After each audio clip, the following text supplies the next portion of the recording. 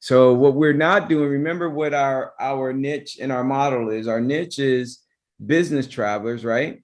And our model is shared professional housing. And so the shared professional housing model, what that says is that when these business travelers come to stay in our places, they're not coming to take over the whole house. They're coming because they want a room inside of that house, and they're going to share the common area. We do it that way because we like to do it that way because it is more it gives us more control.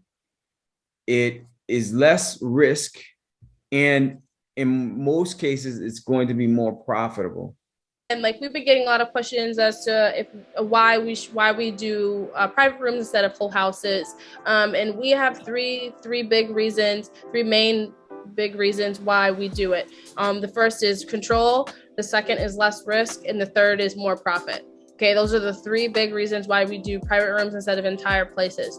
And we'll just run through exactly what those mean. Control and less risk kind of are one and the same, but they're such big points that we've kind of put it into. More control, we have more control of the place when we do it that way, because we can come and go 24/7 in our place, regardless if the place is full or no one's there at all.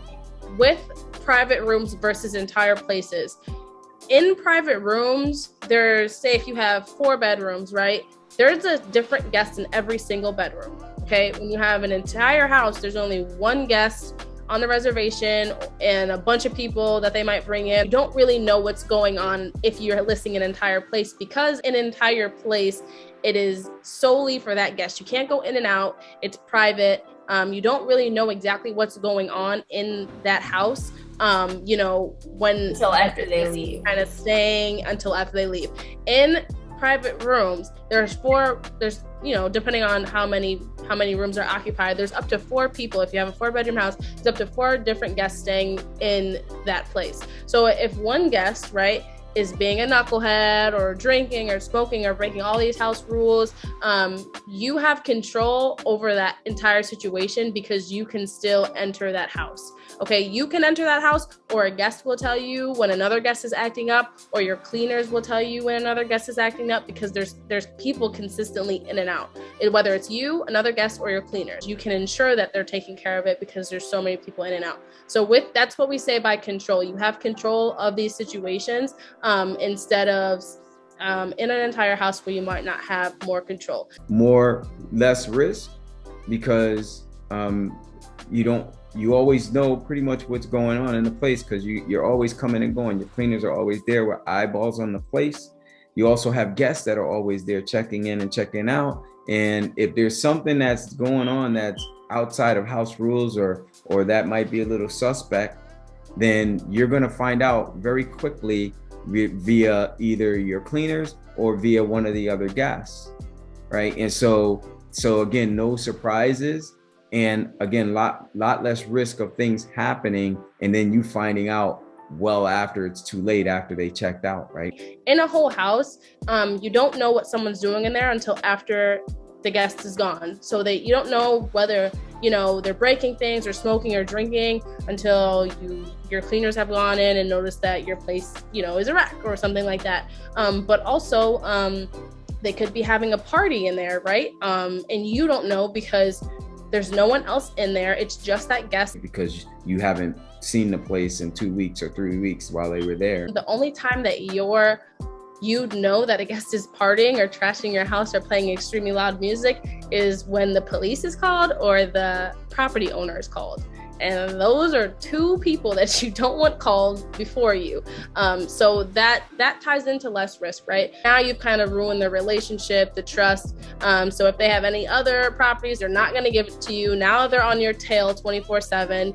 And it's just, these are people we don't want or need involved. And then also from a less risk perspective, when someone books a place like that, a whole house, and say they book it for a couple weeks and they're paying a few $1,000s for that place, if that thing cancels, there's a significant portion that you could lose. It's not as simple for you to fill that as it is when you have the professional room. If you got $3,000 worth of bookings in a place and you got 4 bedrooms booked and one person cancels, what is that? That's a small piece. Everything else, you still got the cash flow coming in.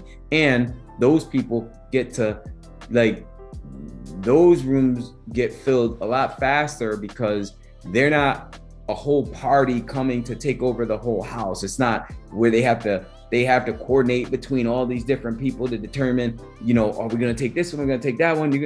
No, it's just one person or 2 people, and they're pretty nimble. They get to move quickly. So it's easier to keep places, you know, booked as well. And again, it is in most cases more profitable by anywhere between 25, 50 to even 100%. Just stop playing with us. I'm not playing, and I'm ready for number 3. I have enough stuff for number 3. I'm just slow to the show. In my Bible, it says lying is not good. In my Bible, it says you have not because you asked not, and I'm asking for this. So hold on, wait. Don't come with me with the King James, the NIV, New Living. Don't come with it. All right, so hold on. You said 650. All right, so 4,300 is what she's gonna be bringing in at 85%. We're gonna subtract $600 rent from that. Like, this is crazy. We're Fayetteville, North Carolina. Fayetteville. Multiply that times 12. That's $44,000 after she paid her rent. I'm trying to replace my income. That's why I got to get the 3rd and 4th one. Oh my goodness, that's a wonderful thing.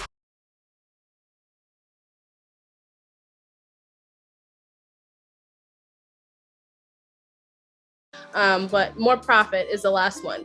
So, I mean, Jim teaches this all the time, but it's proven true.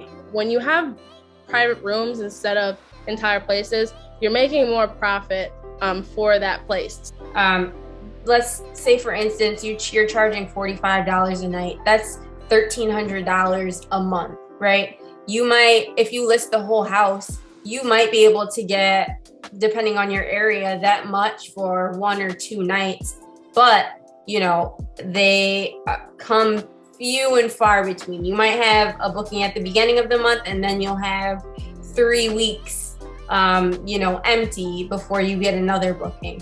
Yeah. Private rooms, you're always booked. And if somebody decides to extend their reservation, that's even more money. You don't have to clear out the whole house or the room for somebody to stay long term. So that plays another part of it. You might be paying $1,300 for the month, and then they decide they want to stay longer for the next month. You're getting another $1,300, and that's also $1,300 in each other 3 of the 3 bedrooms in that house. So 1,300 times 4, I believe it's like 5,300. So that's where the more profit comes from. But you're making more money right, that way than if you were doing an entire house. Maybe not, I guess, at first, but when all 4 rooms are booked for 80-90% of the month versus an entire place that's only booked maybe 50% of the month, you're making up some type of money with those 4 rooms versus if you're just renting out an entire place and hoping that somebody books it. So more profit is definitely a fact. It's proven real that you're gonna make more profit when you're doing private rooms instead of an entire place To happen. My room and my 4 rooms that I have in Florida, with just one of those rooms booked, I'm almost paying. It almost pays for rent just with one room. I think if one room's fully booked, I make about $1,600 for the month.